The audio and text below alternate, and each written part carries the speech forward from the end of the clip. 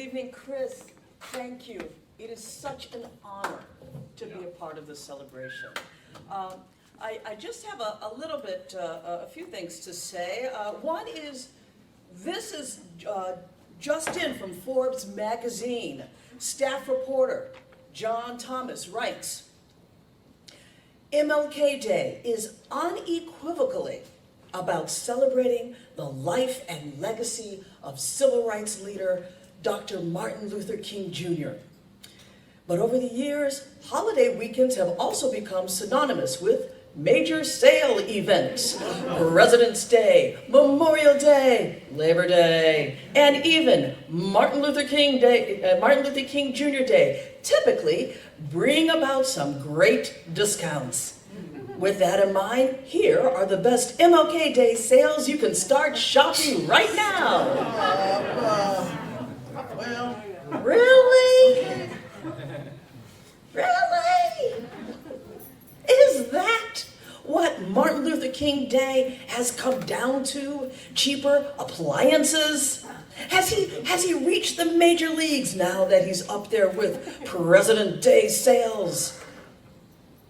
When did Martin Luther King become so domesticated? Once upon a time, King was a radical. Once upon a time, he gathered with friends and supporters and gave his check-cashing speech before 200,000 individuals. Once upon a time, he literally said, "It is obvious today that America has defaulted on this promissory note insofar as her citizens of color are concerned. Instead of honoring the sacred obligation, America has given the Negro people a bad check. A check which has come back marked insufficient funds. But we refuse to believe that the Bank of Justice is bankrupt.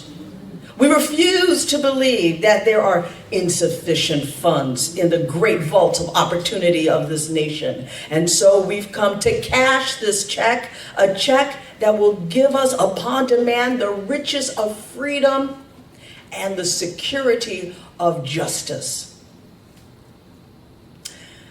But these days, that exhortation is remembered as the "I have a dream" speech.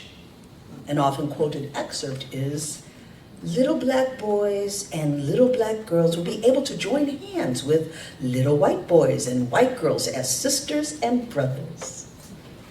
How sweet, how quaint, how Disney. When did Martin Luther King become so domesticated? Once upon a time, Martin Luther King was remembered for the company he kept. Once upon a time, Martin Luther King partnered with gay men and black women. He partnered with Catholics and Jews, priests and rabbis, which today might not sound like a lot, but we're talking about the Deep South in the 60s.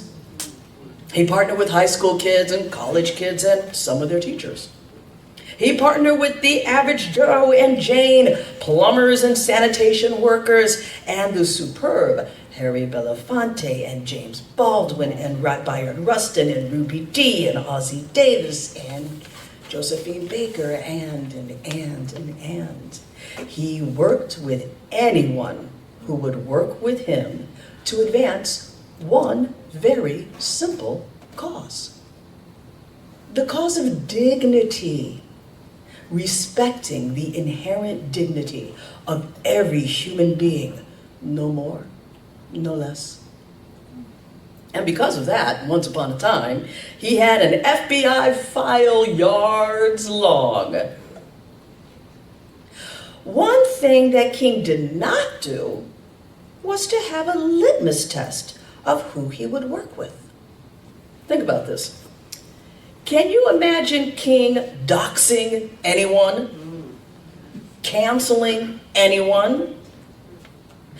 Where we stand today, King modeled an allyship, the like of which we can only imagine as something of the future. He worked with whomever was for justice and hard-won peace, irrespective of the baggage that people carried. So what does this tell us? what does King have for us today?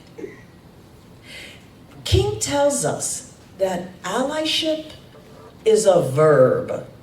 It is a constant becoming, a constant building of relationships, especially when conflict threatens to divide. Allyship calls people to lean in, and this is important, in ways that they know how to work together in this struggle. Allyship requires frank communication as a basis for action. It is not a metric to determine if others meet unstated expectations. Allyship requires humility, honesty, patience, and trust. Things that are often in short supply in the middle of a conflict. And yet these things are necessary if we are to work together for a more just tomorrow. If your allyship is easy, you ain't got it. Sorry. If it pinches, you're serious about the work. If it keeps you up at night, causing you to rethink some of your own assumptions, That's good. you're doing all right. Yeah. All right. If it makes you want to holler when someone you trusted as an ally does something stupid, you're on the right track. Allyship is never a cakewalk.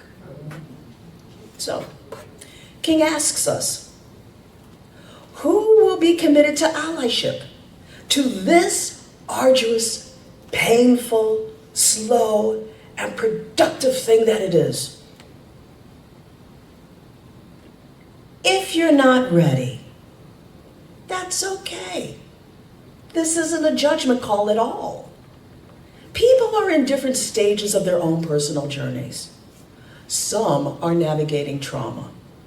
Being in the middle of trauma and having the ability to do heavy lifting allyship are two different states of being. People experience traumas and begin to heal from them at different times.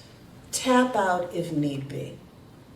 But please, don't damn the efforts of those who are able to forge and reforge allies across significant differences. Understanding Martin Luther King without incorporating the strenuous work of allyship reduces him and his radical legacy to a feel-good children's movie or another day to indulge in consumerism. We've had enough of that bullshit.